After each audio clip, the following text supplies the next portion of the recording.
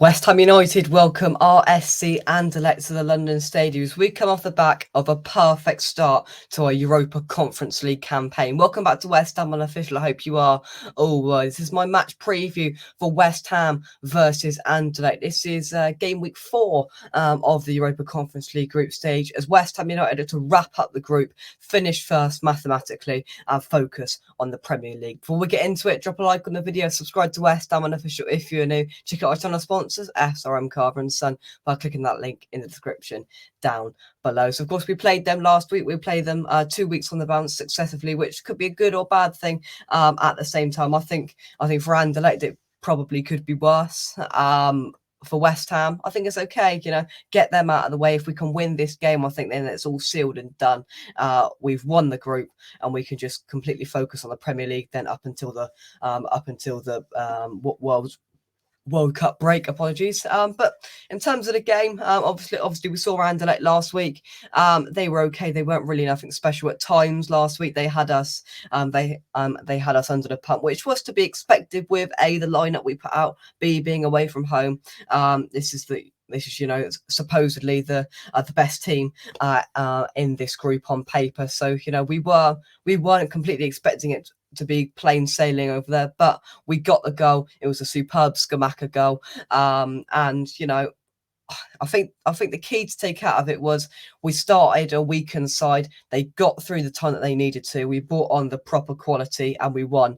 And I could see that being what David Moyes does this time. I'm going to get into my lineup prediction in just a second, as I always do for these Europa Conference League games. But overall, Anderlecht, I thought they were okay. They weren't really nothing special, nothing to write home about. But they did frustrate us at times. They did cause us a few problems, and they got a world-class save out of Alphonse Areola. I think any other keeper, or I should say a small percentage of keepers save that. A large percentage don't, in my opinion. So if that would have gone in before we scored, I think it was, then the game and the result could have been a whole different story. So they did have chances.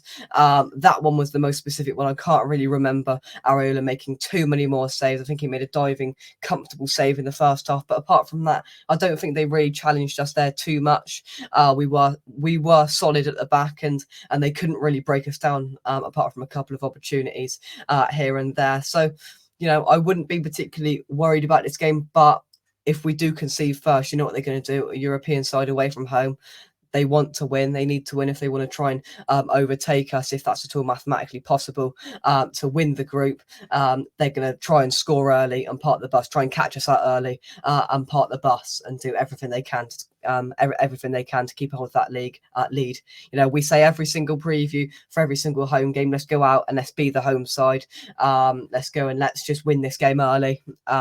I think Moyes will go for a weakened side similar to last week, which could mean that we might have to do exactly the same as last week and bring on the more experienced players. But I put some of those in my lineup. I've kind of mixed up of what I want to see David Moyes do tomorrow night. So I'm going to get into that now. In goal, obviously after a superb save last week, it couldn't be anybody but Alphonse Areola in goal. He's really, really pushing Fabianski now, especially after that questionable goal he conceded against Fulham on the weekend. So Areola's pushing him, and every single game he goes with a clean sheet, with a good performance, with an outstanding save. I think he's getting one step closer to overtaking Lucas Fabianski.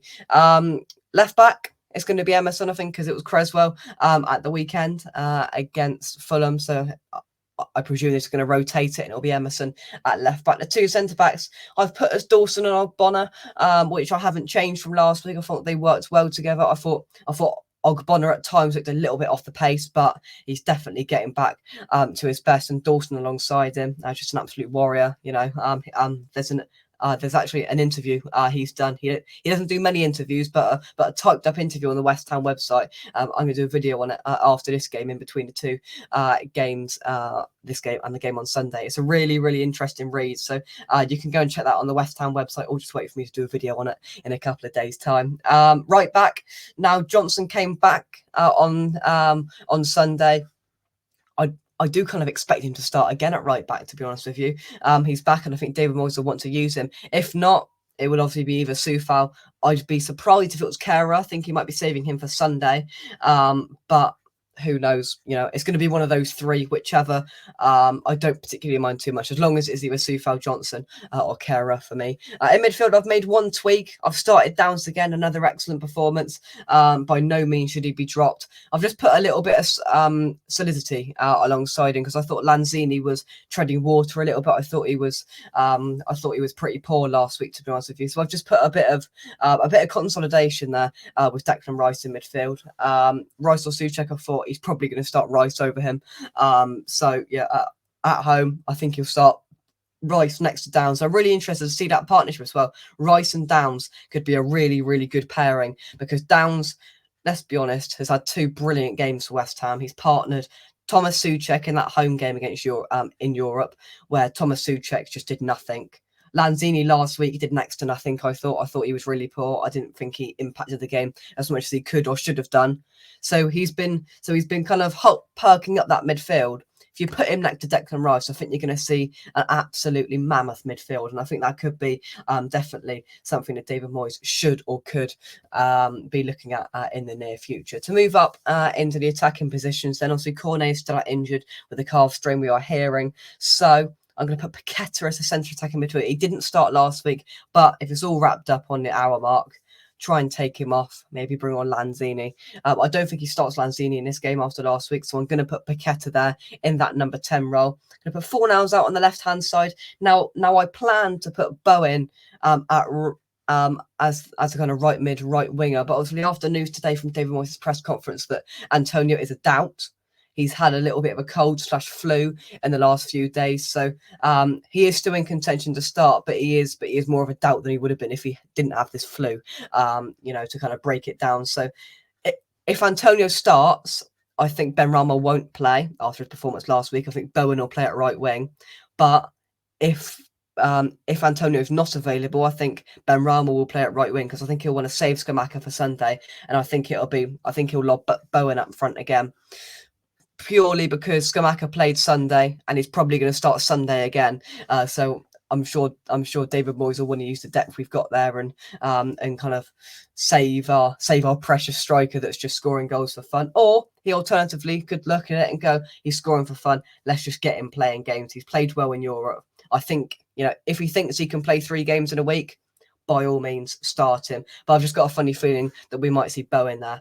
But what's your predicted lineup and everything else? Put that in the comment section down below. So, kind of injury updates we got from David Moyes' press conference today was about Antonio and his flu, a doubt but still in contention. We got something about Naya Fagerd as well, which was interesting. So Moyes also provided an injury update on Agerd and Maxwell Cornet. In terms of Agerd, he's beginning to make his way back. He's done quite a bit out on the grass. David Moyes is famous saying, I'm hoping maybe next week he might join Bits of Football. That's the play, if we can. So he's hoping. He's a pretty good specimen. So he's one I might try and push on quickly. If the ankle is okay and I get the permission to do so, ultimately we may need him for a couple of under-23 games and stuff like that. So that is part of it. So he's getting his way back to fitness. We're going to look to get him playing some football very, very shortly, get him playing some under-23 matches, and then hopefully he's fully on the road to recovery. And bringing a Agerd into that centre-back fold is going to make things even more interesting and show where David Moyes' priorities and real favourites are, I think. In terms of Maxwell Cornet, he had a small calf strain. I'm hoping he's going to be okay. Maybe in the middle of next week we can see if we can try and get him back on the pitch with a bit of luck. So he's going to miss this game. He's going to miss the Southampton game, hopefully back in contention, maybe to be on the bench for the game against Liverpool midweek next week, but more likely I believe it's Bournemouth on the Monday, so there's a bit of time then for him to get back, and perhaps we might see him in a couple of weeks' time. So yeah, they are firmly out of it. Antonio, we'll just have to wait and see until tomorrow night on that one. But yeah, what's your predicted lineup? My prediction for the game, I think we win. I've just got a funny feeling they're gonna get something. They're gonna score. I believe.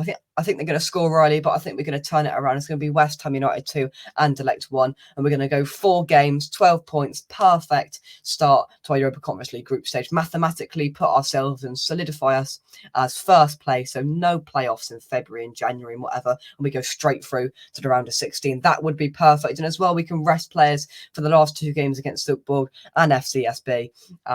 So so we can focus on the Premier League. Put your comments in the comment section down below. This has been my match preview for West Ham United versus Anderlecht. If you enjoyed it, drop a like, subscribe to the channel if you're new. From me, that's it. Come on, you Irons, and I'll catch you soon right here on West Ham Unofficial. Cheers, guys, and bye-bye.